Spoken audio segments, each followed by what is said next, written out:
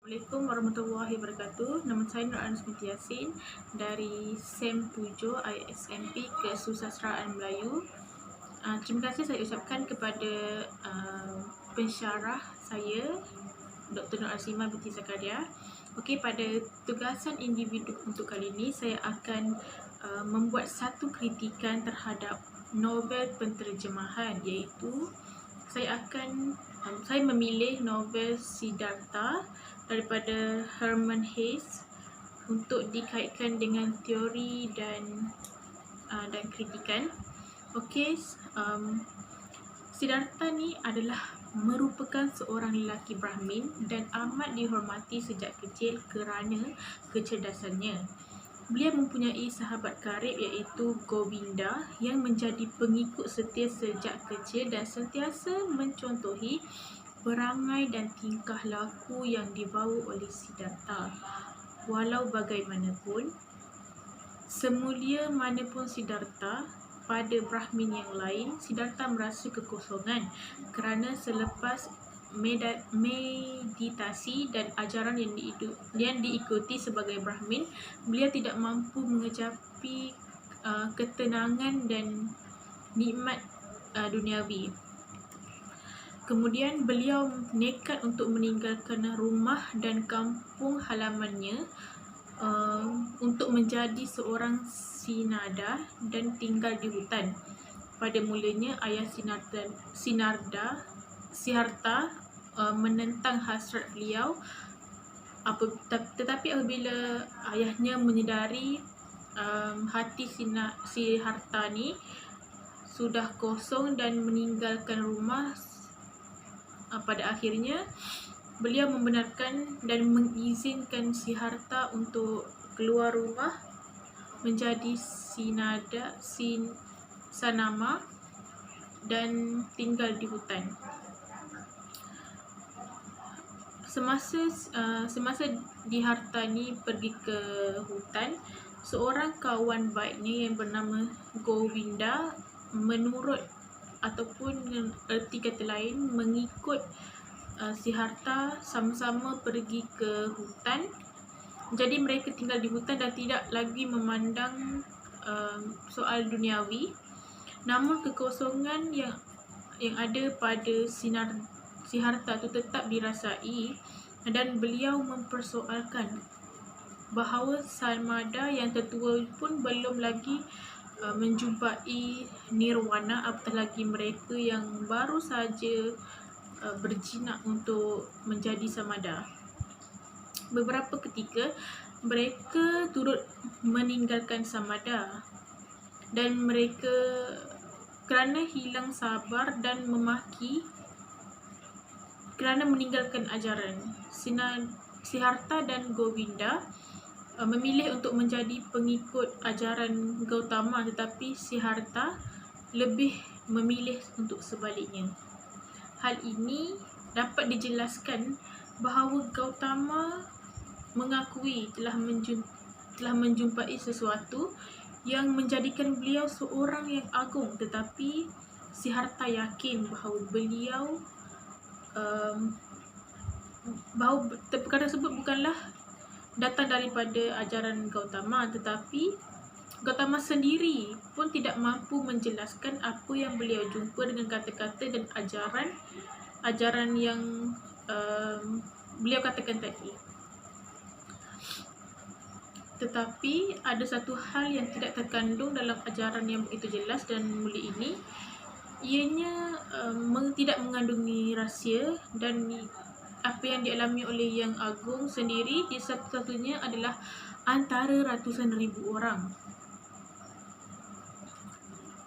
Kemudian Siddhartha ni meneruskan perjalanan dia dan kali ini dunia menjadi pilihannya. Dia bertemu dengan Kamala yang menjadi teman beliau untuk belajar perkara yang agak tidak baik, iaitu tentang persetubuhan. Beliau pernah tanya kepada Kamala di awal pertemuan bagaimana kemahiran yang Siddhartha tahu, iaitu berfikir, menunggu dan berpuasa. Berpuasa ni mampu membantu Siddhartha tanpa pertolongan wanita tersebut. Siddhartha tenang menerangkan bahawa sesiapa pun boleh mencapai matlamatnya jika dia boleh berfikir, menunggu dan berpuasa. Siddhartha ni mula terlibat dengan urusan dunia. Beliau berniaga dan menjadi kaya. Namun dia tidak mampu untuk menjiwai erti keduniaan. Segala yang dilakukannya hanya separuh hati, kecuali ketika bersama Kamala. Namun aktiviti yang dilakukan bersama Kamala tidaklah melibatkan percintaan, melainkan kesenangan ataupun keseronokan semata-mata, kerana Siddhartha menyatakan bahawa persamaan beliau dan Kamala adalah mereka tidak mampu mencintai orang lain atau benda lain selain daripada diri sendiri. Seberapa ketika rambut Kamala mulai menjadi putih kerana faktor usia dan beliau tidak lagi mampu untuk berfikir, menunggu dan berpuasa. Beliau menjadi hampir kepada manusia yang tidak faham dan perangai mereka merasap ke dalam diri Siddhartha. Beliau terlibat dalam perjudian yang menjadi modalnya untuk menyindir manusia dengan dunia mereka. Akhirnya Siddhartha ni membuat satu keputusan untuk meninggalkan dunia tersebut dan Siddhartha menjadi penambang sampan di samping Vasudeva. Semasa dia bekerja dekat situ, dia belajar untuk mendengar suara alam, secara khususnya bunyi sungai, yang untuk memahami rahsia diri dan keseluruhannya lah. Ketika menjadi penambang, beliau bertemu semula dengan Kamala yang telah menjadi pengikut Gautama. Kamala bersama anak lelakinya itu hasil daripada hubungan mereka berdua untuk bertemu dengan Gautama yang berada di hujung hayatnya. Namun Kamala ni meninggal dunia sebelum bertemu dengan Gautama. Selepas Kamala meninggal, Siddhartha ni mengambil alih untuk menjaga anaknya. Hasil daripada mereka berdua, Siddhartha ni menyayangi anak mereka dan menatang bagai minyak yang penuh, tetapi hasil usaha yang dilakukan itu tidaklah dihargai oleh anaknya sendiri dan meninggalkan Siddhartha, walaupun Siddhartha ni enggan untuk melepaskan anaknya pergi. Semasa di hujung hayat Siddhartha, dia kembali kepada Govinda, iaitu kawan baiknya yang sebelum dia bertemu dengan Kamala, dan mereka sempat berbicara tentang falsafah. Dan saat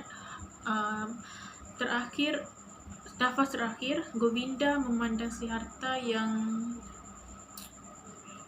tersenyum sama serupa dengan Gautama. Untuk novel kali ini, untuk novel Siddhartha, saya kaitkan dengan satu teori Abraham Maslow, iaitu teori ini mengandungi beberapa keperluan yang untuk mencakupi manusia dan keseluruhannya.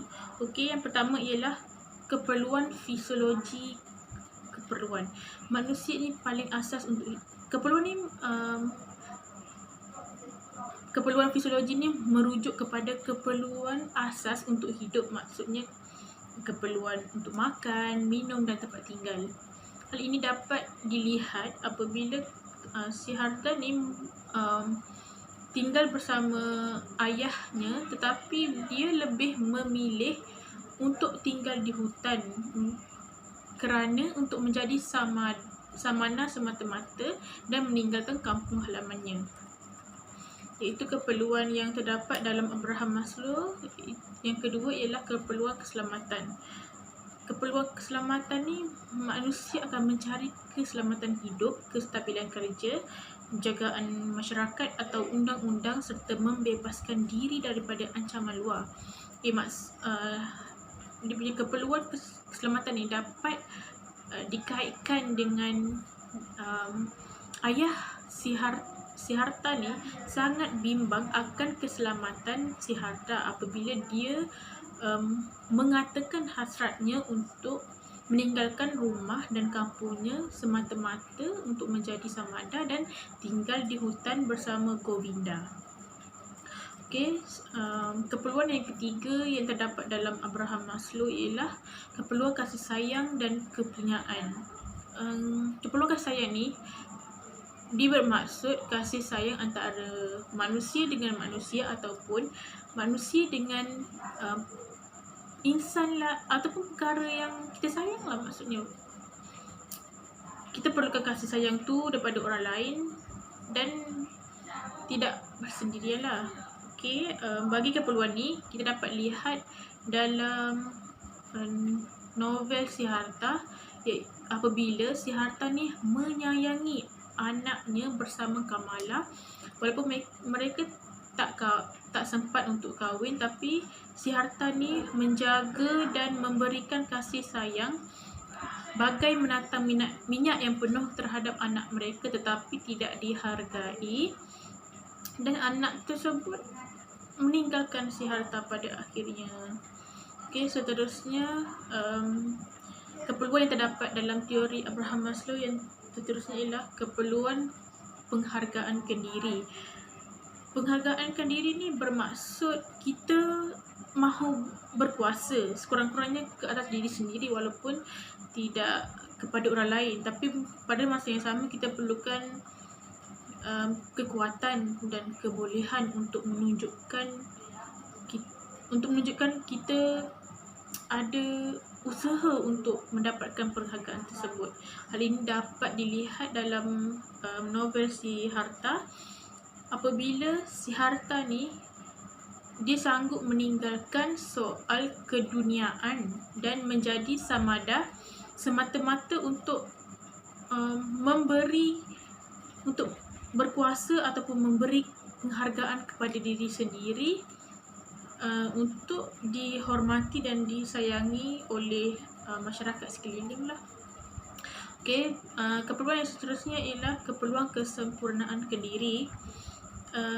Keperluan ini adalah untuk mencapai kesempurnaan kendiri, iaitu semua tahap kehendak sebelum ni dipenuhi terlebih dahulu sebelum seseorang tu menginginkan kesempurnaan kendiri. Okey, maksudnya dekat dalam novel Siddhartha ni kita dapat lihat apabila Siddhartha ni dia dah memenuhi semua keperluan dan kehendak dia sebelum dia untuk menjadi seorang samada dan tinggal di hutan bersama Govinda sebelum berjumpa dengan Kamala. Okey, seterusnya saya akan membuat kritikan terhadap novel Siddhartha. Kritikan ni adalah untuk menilai ataupun mengkritik sesuatu atau kelebihan atau kekurangan yang terdapat dalam novel tersebut. Okey, yang pertama ialah dalam kritikan ni terdapat beberapa kritikan, iaitu kritikan saranan, penilaian, sanjungan, teguran ataupun penganalisian. Okey, yang pertama ialah kritikan saranan. Kritikan saranan ni sepatutnya saranan ni memberi saranan ataupun memberi nasihatlah untuk memperbaiki ataupun menambah baik jalan penceritaan yang terdapat dalam novel Siddhartha. Okey, iaitu saya menyarankan untuk memasukkan lebih elemen keagamaan yang lebih baik ataupun lebih jelas supaya pembaca dapat mengambil iktibar ataupun pengajaran terhadap novel tersebut. Okey, seterusnya kritikan penilaian. Kritikan penilaian ni untuk menilai cerita yang disampaikan tu menilai baik atau buruknya novel Siddhartha. Okey, untuk kritikan pilihan ini, jalan cerita yang disampaikan agak menarik, yang ditunjukkan dalam menarik dan mampu menarik minat pembaca untuk membaca dan mengetahui lebih lanjut apa yang ingin disampaikan hingga ke akhir cerita. Yang seterusnya ialah kritikan sanjungan. Sanjungan ini memberi sanjungan ataupun menghormati ataupun merasa kagum apabila membaca novel Siddhartha.